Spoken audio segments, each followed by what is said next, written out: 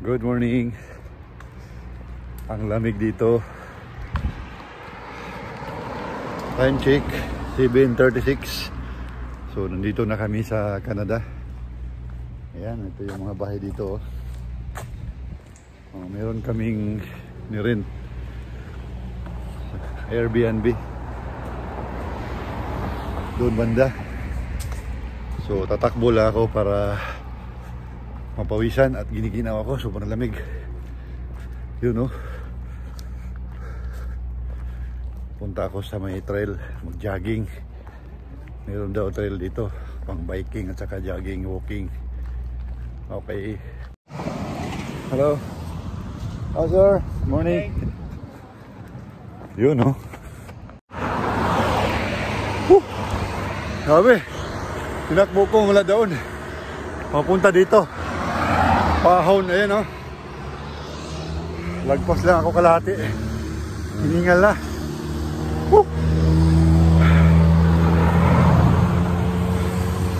Sobrang lamig. Hanggang ngayon, di pa rin nawala yung ginaw ko. Kahit na may araw na, oh.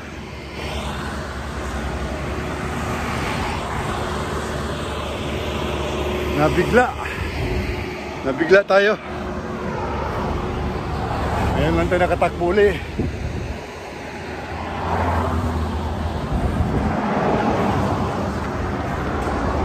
Oh, lamig pa din. Mahirap baka pagpilitin. Kaya naman, pero baka bigla tayong manigas dito. So lakad lang muna. Okay. Lawn mower job. Galing, oh. So narating ko na yung trail. Ito yung mga kakahuyan. Papasok tayo. So lang mukhang pakatahimik, ah. Pababa daw ito doon. Malaki daw ito. Para sa mga magja-jogging, biking. Yun, no?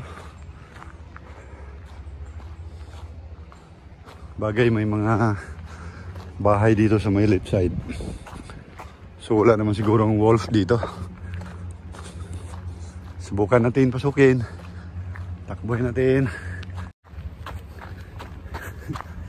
Sana wala tayong wolf na may enkwentro.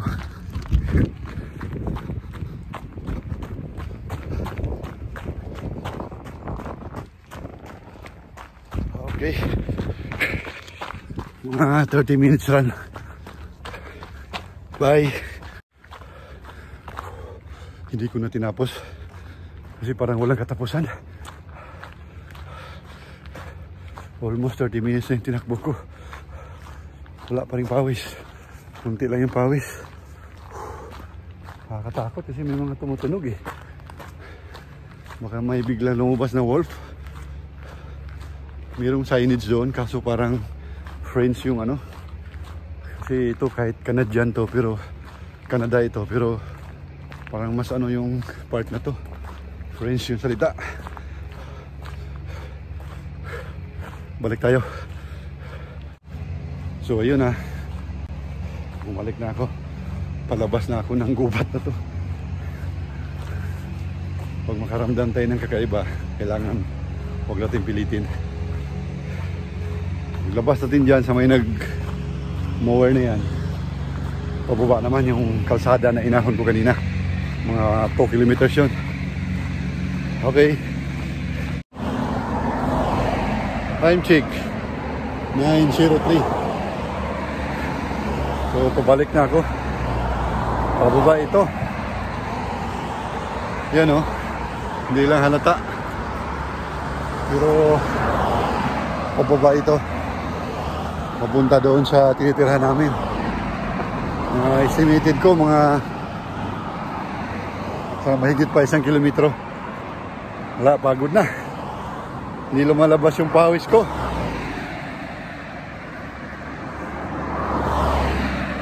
Ang lamig. Kahit na 9 o'clock na, pero malamig. O, tatakbo tayo uli para di tayo lalong malamigan.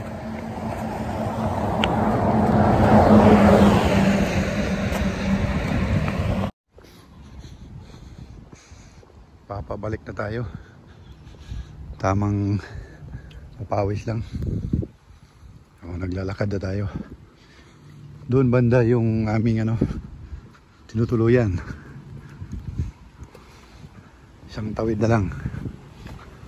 So napansin ko dito yung mga bahay, walang mga bakod.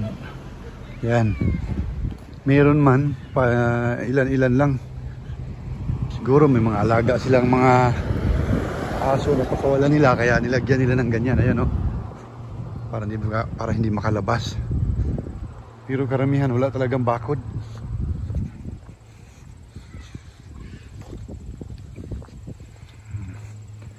Parang safe naman talaga rin dito. Ayan.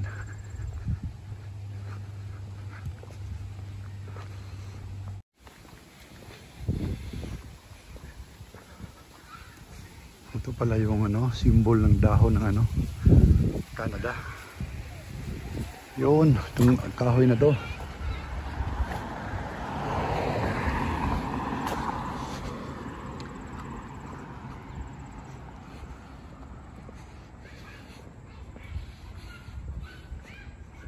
Uy, may lumabas doon sa kapitbahay pala yun. Saan na ba yung sa amin? 251. 251. Ito na. Kala ko sa amin yun. Yun, 251. Nandito kami.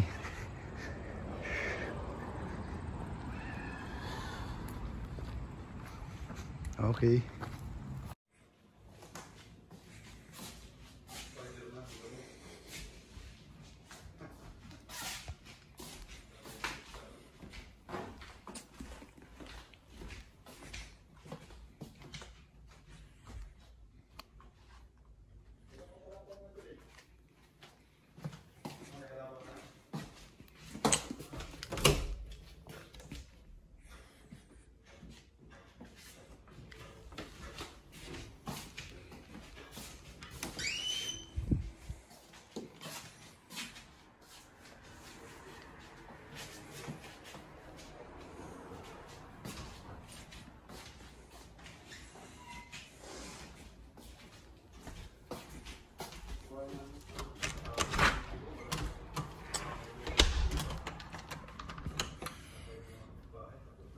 Bahay namin, ginagawa yung kanilang bahay.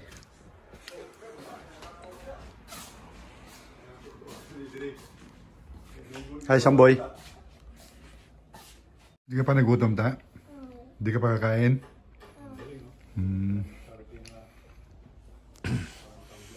Ito yung bahay namin na tinirhan sa Canada. Yun, may YouTube din si Sammy dito. Nood kami ng vlog ni Papa.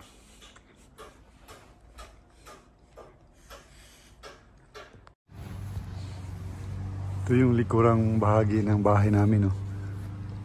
Karamihan dito mga ginagamit, mga good lumber, mga kahoy. Ayan sa Nibor, ganun din. Tapos dito may gumagawa na karpintero, pero automatic yung gamit nila, yung pamako. Yun may nakakunikta sa pressurized. Bilis lang, wala nang martilyo.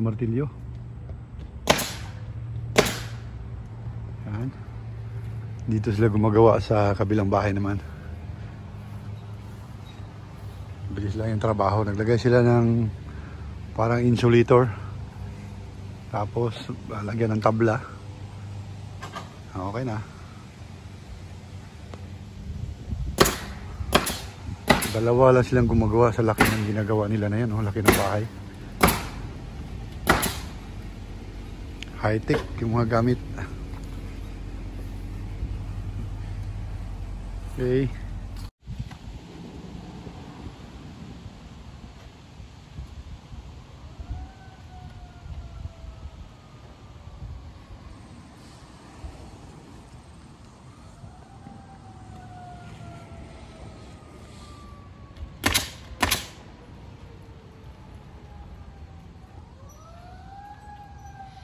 Napaka high-tech.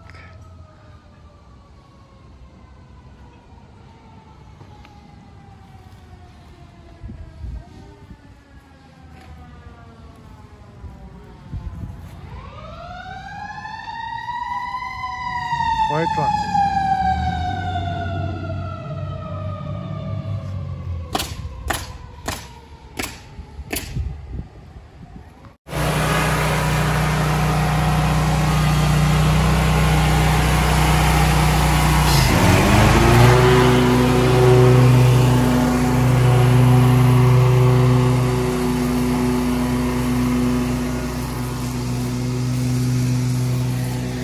Galing ah. Mga estudyante.